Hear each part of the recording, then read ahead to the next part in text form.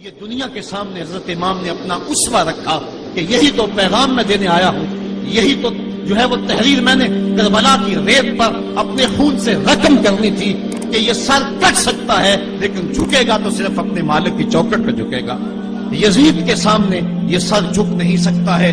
تو حضرت امام حمام رضی اللہ تعالیٰ عنہ نے کربلا کے تپتے ہوئے ریگزار میں جب 72-73 لاشیں خیموں کے سامنے پڑے تھے اور اتنے زخم کلیجے پہ تھے، راوی کہتا ہے کہ جب آپ کی قمیض اتاری گئی تو 113 سوراخ اس میں تیروں کے تھے، 33 زخم نیزوں کے تھے، 34 گھاؤ تلواروں کے تھے، اتنے زخم جسم کے اندر اور جسم چور ہے زخموں سے۔ لیکن حضرت امام حسین نے جب پیشانی سجدے میں رکھی تو آخری لفظ یہ تھے، اللہم رسن بقضائک وصبرا علی بلائک تسلیما لامرک سبحان ربی الاعلی۔ مالک تیری تقدیر پہ راضی ہو گیا ہوں، مالک زخم سے پہ بھی میں مسکرا رہا ہوں، مالک تیری طرف سے جو دکھ آئے میں نے ان کو قبول کیا، جے سونا میرے دکھ وچ راضی تے میں سکھ نو چلے ڈاواں، مالک میں سب کچھ قبول کیا، حسین تیری رضا پہ راضی ہے، میرے مالک تو بھی بتا تو بھی حسین پہ راضی ہوا ہے کہ نہیں ہوا ہے۔ آواز آ رہی تھی اس پیاسے پر علی شیر خدا کو ناز ہے، اس نواسے پر محمد مصطفیٰ کو ناز ہے، اوروں نے بھی سجدہ کیا پر اس کا عجب انداز ہے، اس نے وہ سجدہ کیا جس پر خدا کو ناز ہے۔ اے حسین ابن علی تم پر سلام، نازش آل نبی تم پر سلام۔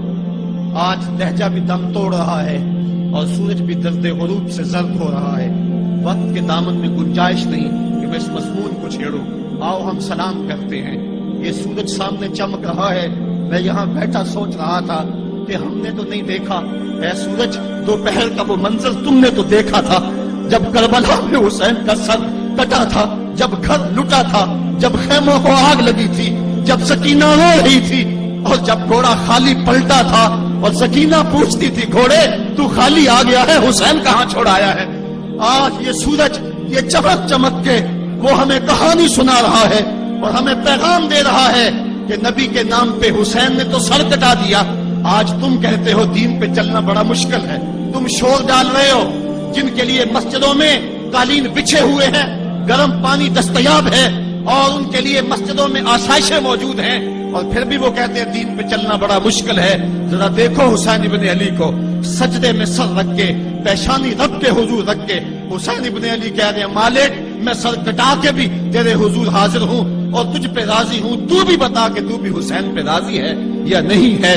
اے حسین ابن علی تم پر سلام، نازش آل نبی تم پر سلام، تم پہ لاکھوں رحمتیں لاکھوں سلام۔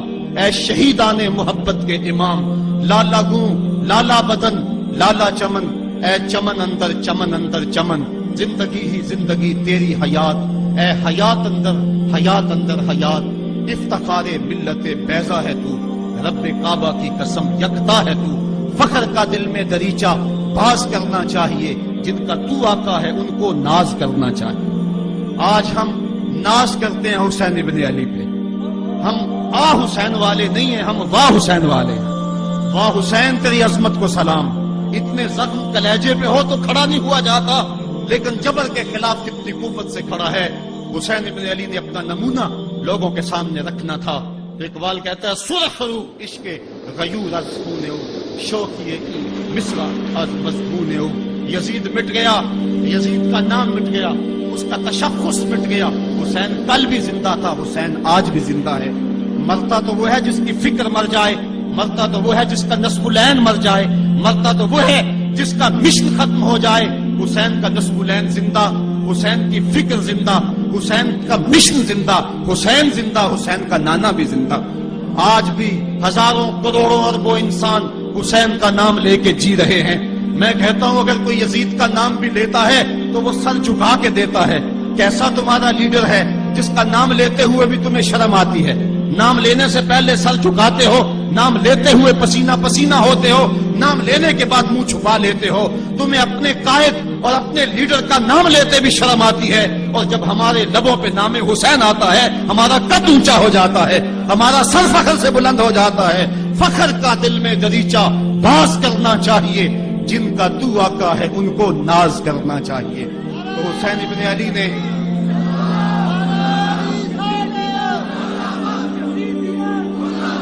کسی نے کہا تھا کہ یہ دو شہزادوں کی جنگ تھی، تو کسی نے بڑا خوبصورت جواب دیا. اس نے کہا کربلا جنگ تھی اگر دو شہزادوں کی، قلم میں زور ہے تو لکھو حسین ہار گئے، لہجے میں تنتنا ہے تو لکھو حسین ہار گئے، انداز میں زور ہے تو کہو حسین ہار گئے. زمانہ کل بھی کہتا تھا، زمانہ آج بھی کہتا ہے، حسین کل بھی جیتا تھا، حسین آج بھی جیتا ہے. جب حضرت امام حسین رضی اللہ تعالیٰ عنہ کا سر انور کاٹ لیا گیا اور خولی بن یزید نے نیزے کی نوک پہ اس کو رکھا، ویسے رخ سر کا زمین کی طرف سے تھا. کسی نے کیا خوب کہا، باں کے سر نیزے پہ اور سوئے زمین ہے وہ، یعنی سجدہ ثانی کی ہے آل. رکعت کے دو سجدے ہوتے ہیں، ایک سجدہ ہوا تھا کہ سر انور جدا کر لیا گیا، جب نیزے کی نوک پہ تھا سر تو رخ زمین کی طرف سے تھا. شاعر کہتا ذرا غور سے دیکھو سر حسین کیا کہہ رہا ہے. سر حسین کی پیشانی زمین کی طرف ہے، پیشانی میں دوسرے سجدے کی آرزو مچل رہی ہے. تو جب امام حسین کا سر خولی نے نیزے کی نوک پہ چڑھایا، اس نے تو یہ کہنا چاہا تھا کہ ہم فتح یاب ہوئے اور دیکھو ہم نے سر کاٹ لیا. کسی نے کہا ذرا غور سے دیکھو، یہ تو سر کٹ کے بھی سر بلند ہے، یہ سر کٹ گیا پھر بھی سر بلندی نہیں گئی ہے، اس کا بانک پن پھر بھی نہیں گیا ہے. حسین کا سر کل بھی اونچا تھا، حسین کا سر آج بھی اونچا ہے. اس کا نام زندہ، اس کا پیغام زندہ، اس کی فکر زندہ.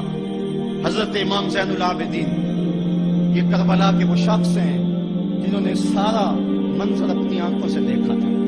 اتنے دکھ کسی کو نہیں پہنچے جتنے زینب اور زین العابدین کو پہنچے ہیں. سب منظر کھلی آنکھوں سے دیکھا. 14 سال کی عمر ہے، بیمار ہے، تاریخ بتاتی ہے اس کے بعد ساری زندگی حضرت زین العابدین نے ٹھنڈا پانی نہیں پیا. جب پانی پینے لگتے تڑپنے لگتے، کہتے مجھے سکینہ کی پیاس یاد آتی ہے، مجھے علی اصغر کا تڑپنا یاد آتا ہے. ساری زندگی پھر ٹھنڈا پانی نہیں پیا.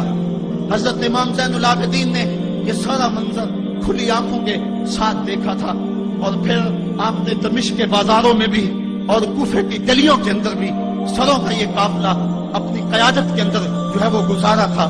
جب یزید کے دربار کے اندر حضرت امام زین العابدین پہنچے تو یزید نے پہلے تو جو ہے وہ دکھ کا اظہار کیا. بعض لوگ یہاں سے یزید کی بریت کا اعلان کرتے ہیں. یہاں کسی نے بڑی خوبصورت بات کہی کہ قاتل کی پشیمانی مقتول کی اہمیت کو تو بڑھا سکتی ہے لیکن اس کے دامن سے قتل کے داغ کو نہیں دھو سکتی. تو اس نے یہ سب کچھ کیا، یہ بس اس کے ٹسلے تھے جو وہ بہانے لگا. لیکن بعد میں اس نے حضرت امام حسین رضی اللہ تعالی عنہ کے دانتوں کے اوپر جو ہے وہ چھڑی مارنا شروع کر دی. حضرت ابو برزہ اسلمی صحابی رسول وہاں موجود تھے، وہ کھڑے ہو گئے، اٹھ گئے، بدن کانپتا ہے ان کا. کہنے لگے ظالم ارفع قدیبہ کا، یہاں اپنی چھڑی ہٹا لے. میں نے اپنی ان آنکھوں سے دیکھا ہے کہ کان رسول اللہ صلی اللہ علیہ وسلم یلزمہ، حضور نے ان ہونٹوں کو خود چوما ہے. تو یہ کہہ کہ آپ دربار سے نکل گئے اور روتے تھے اور آپ کے بدن پہ کپڑی بھی تاری تھی. بعد میں یزید نے کہا حضرت غلطی ہو گئی اور یہ میں نہیں چاہتا تھا، بتائیں آپ کی کوئی شرط ہو. تو آپ نے فرمایا میری 4 باتیں مان لو. ان 4 باتوں میں ایک بات یہ تھی کہ سر حسین اور سر شہیدہ ہمارے سپرد کر دو تاکہ ہم کربلا جا کے ان کی تدفین کر سکیں. دوسری یہ تھا کہ ہمیں مدینہ حفاظت سے پہنچا دو. تیسری شرط یہ تھی مجھے جو ہے وہ جمعے کا خطبہ دینے کی اجازت دو آج دمشق جامع مسجد کے اندر. چوتھی بات آپ نے یہ فرمائی کہ قاتلان حسین جو ہے وہ میرے سپرد کرو. اس نے کہا کون ہے قاتل حسین کا؟ لوگوں نے کہا خولی ہے. خولی نے کہا میں نے قتل نہیں کیا، یہ سنان بن انس نخی نے کیا ہے. سنان بن انس نخی کو کہا ہاں تو بتا. کہنے لگا میں قتل کیوں کرنا تھا، یہ تو شمر ذی الجوشن نے کیا ہے. شمر ذی الجوشن کو کہا تو بتا. کہنے لگا میں نے قتل نہیں کیا، میرا کون سا حسین نے کچھ بگاڑا تھا، قتل اس نے کیا ہے جس کی حکومت کو خطرہ تھا. تو یہ ہے وہ ہے قاتل حسین کا. اب یزید کہنے لگا تمہاری یہ شرط تو میں پوری نہیں کر سکتا، یہ بات تو پوری نہیں کر سکتا، اب خطبہ دے لو. اب حضرت امام زین العابدین خطبہ دینے کے لیے کھڑے ہوئے. خطابت تو اس گھر کی لونڈی ہے، جب یہ بولتے ہیں تو حکمت کے موتی دولتے ہیں. جو ہی امام زین العابدین کھڑے ہوئے، 14 سال عمر ہے اور دمشق کی جامع مسجد ہے. یزید بھی بیٹھا تھا، یاد سلطنت بھی تھے، عوام کا بھی ہجوم تھا. جب آپ نے خطبہ شروع کیا لوگ ساروں کے تاز ہونے لگے اور آپ نے اہل بیت کے مناقب جب لوگوں کے سامنے رکھے تو یزید گھبرا گیا کہ کہیں لوگ میرے گریبان تک نہ پہنچے. اس نے مؤذن کو اشارہ کیا جلدی جلدی اذان پڑھو. تو جب اس نے کہا اللہ اکبر اللہ اکبر تو حضرت شہزادہ زین العابدین نے کہا کہ اس کے اندر کوئی شک نہیں کہ اللہ سب سے بڑا ہے. جب شہادتین کا کہا اشہد ان لا الہ الا اللہ، حضرت امام زین العابدین نے اس کے جواب کے اندر کہا ہاں ہاں اللہ کے علاوہ کوئی معبود نہیں ہے، اس کی گواہی ہم نے خون سے دی ہے، ہم نے اپنے لہو سے دی ہے اس کی گواہی. اور پھر اس کے بعد جب اشہد ان محمد رسول اللہ پہ لفظ آئے تو حضرت امام زین العابدین نے کہا یزید دیکھ اب اذان کے اندر تیرے نانے کا نام ہے یا میرے نانے کا نام ہے؟ آج بھی ممبر پہ میرے نانے کا نام ہے. تو یزید مر گیا، اس کا نام مر گیا، اس کا تشخص مر گیا. حسین کل بھی زندہ تھا، حسین آج بھی زندہ ہے. حسین کربلا کے تپتے ہوئے ریگزار میں بھی زندہ تھا، کوفے کے بازار میں بھی زندہ تھا، اور دمشق کی جامع مسجد میں بھی زندہ تھا، مدینے میں بھی زندہ، مکے میں بھی زندہ، کابل میں بھی زندہ، کندھار میں بھی زندہ، قلعہ جنگی میں بھی زندہ، تورا گھوڑا میں بھی زندہ، موصل میں بھی زندہ، بغداد میں بھی زندہ، غزہ کی پٹی میں بھی زندہ، فلسطین میں بھی زندہ. آج حسین کی زندگی اور حسین کا پاکپن دنیا کو بتا رہا ہے، بش کو بتا رہا ہے تیرے منہ پہ تماچا حسین مارے گا. زمانہ بتائے گا کہ حسین کل بھی زندہ تھا، حسین آج بھی زندہ ہے.